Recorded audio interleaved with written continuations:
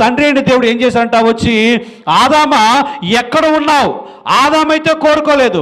ఆదామైతే ప్రభువా నాలో ఏదో మార్పు ఏర్పడింది, ప్రభువా నాలో ఏదో ఒక వ్యత్యాసమైన ఒక జీవిత విధానం వచ్చింది, నువ్వు రా, త్వరగా రా, ఎక్కడున్నావు నువ్వు, టైం లేదు, త్వరగా వచ్చే అని ఆదామైతే పిలవలేదు. కానీ దేవుడే గ్రహించి, దేవుడే గమనించి వచ్చి అక్కడ వచ్చి మాట్లాడుతూ ఉన్నాడు, పిలుస్తూ ఉన్నాడు, ఆదామా ఎక్కడున్నావు నువ్వు? దేవుడు గనక పిలవకపోతే మనం పాపంలో అలాగే కొనసాగిపోతాం. అందుకే ప్రభు అయిన యేసుక్రీస్తు వారు 5వ అధ్యాయము 32వ వచనంలో ఏం చెప్తున్నాడు లూకాసు వార్తలో, నేను పాపులను మారు మనసు పొందుటకై నేను పాపులను పిలవచ్చి తిని. యేసుక్రీస్తు వారు పాపులను పిలవడానికి వచ్చారు. ఎందుకంటే పిలవకపోతే మనం చేసే పాపము మనకు సమర్థవంతంగా ఉండదు. ఎందుకంటే మనల్ని ఆయన పిలవకపోతే మన పాపములో మనం ఎంతగా లీనమైపోయామో మనకు తెలియదు. మీలో పాపము లేనివాడు మొట్టమొదటగా రాయి వేయండి. ఈ మాట ఎవడు అనలా.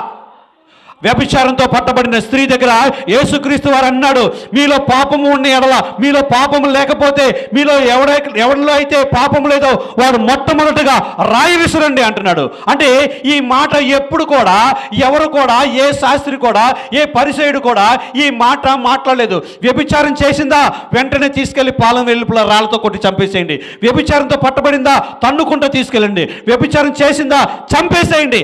ఈ మాటలే పలికారు కానీ, ఈ మాటలే చెప్పారు కానీ వాళ్ళ పాపానికి సంబంధించిన పిలుపును ఎవరు కూడా ఇవ్వలేదు. అందుకే యేసుక్రీస్తు వారు అక్కడ అన్నాడు, పిలుస్తున్నాడు, పిలుపునిస్తున్నాడు, మీలో పాపం లేనివాడు, మీలో అసలు పాపమే లేనివాడు, మీలో ఇలాంటి పాపం లేనివాడు, మీలో ఈ పాపం చేయలేదన్నవాడు మొదటగా రాయి విసరండి అన్నాడు.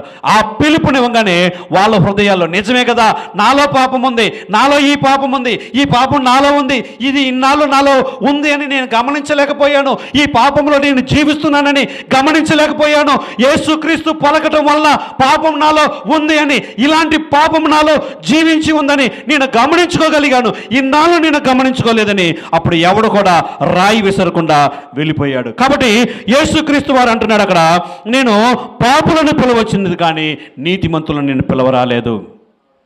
యేసుక్రీస్తు గనక ఈ లోకంలో జన్మించి, యేసుక్రీస్తు గనక ఈ లోకంలో శిశువుగా పుట్టకుండా, యేసుక్రీస్తు గనక నరమానవుడుగా జన్మించకుండా ఉండుంటే మానవుడు పాపంలోనే కొనసాగి ఉండేవాడు. తండ్రి అయిన దేవుడు ఆదాము తోటలో పాపం చేసినప్పుడు తండ్రి అయిన దేవుడు వచ్చి పిలవకుండా ఉండుంటే ఆదాము అలాగే పాపంలో కొనసాగి